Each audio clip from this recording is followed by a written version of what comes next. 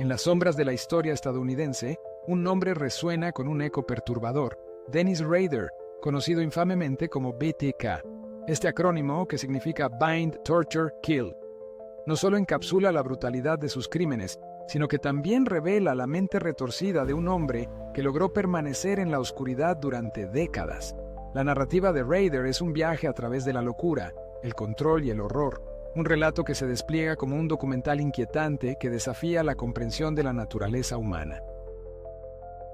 La historia comienza en 1974 en el tranquilo suburbio de Wichita, Kansas. La vida cotidiana de sus habitantes se ve interrumpida por un acto de violencia inimaginable.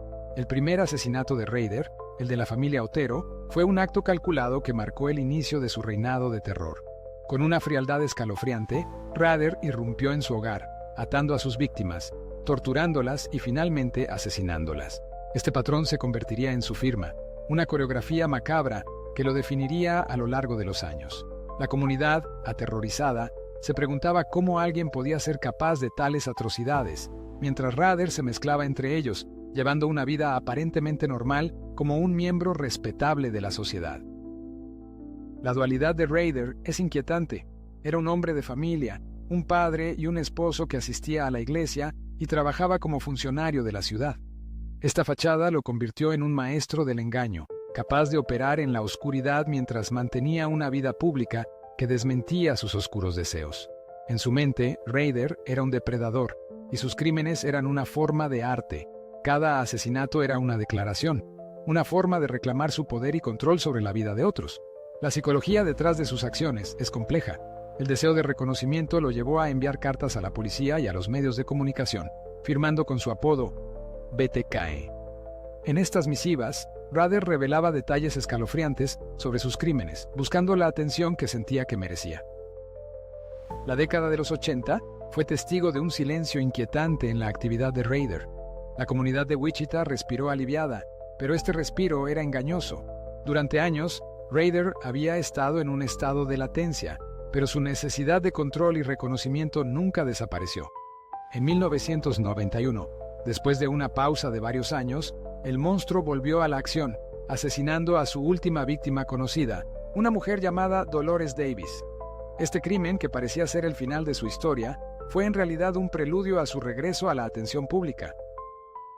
La vida de Rader tomó un giro inesperado en el nuevo milenio. Con la llegada de Internet, su deseo de notoriedad se reavivó. En 2004, Rader comenzó a enviar cartas a los medios de comunicación, nuevamente firmando como BTK. Sin embargo, esta vez, su arrogancia se convirtió en su perdición. La policía, que había estado trabajando incansablemente para resolver los casos, comenzó a recopilar pistas que finalmente los llevarían a su captura. En su deseo de jugar con la ley, Rader había dejado un rastro de errores que, al ser analizados, revelaron su identidad. El arresto de Dennis Rader en 2005 fue un momento de revelación para la comunidad de Wichita y para el mundo entero. El hombre que había sembrado el terror durante décadas fue desenmascarado y su historia se convirtió en un estudio de la psicopatía. En el juicio, Rader se mostró tranquilo, incluso arrogante, mientras relataba los detalles de sus crímenes con una frialdad que helaba la sangre. Su comportamiento en la sala del tribunal fue un reflejo de su personalidad, un hombre que disfrutaba del control incluso en su momento de mayor vulnerabilidad. La fascinación por Rader no se limita a sus crímenes. Su vida es un estudio de la banalidad del mal. Era un hombre común, un vecino, un padre, que llevaba una vida aparentemente normal, mientras ocultaba su verdadera naturaleza. Este contraste entre su vida pública y su vida privada es lo que hace que su historia sea tan inquietante. El horror no siempre se manifiesta en formas grotescas. A veces, se esconde detrás de una sonrisa amable y una apariencia respetable.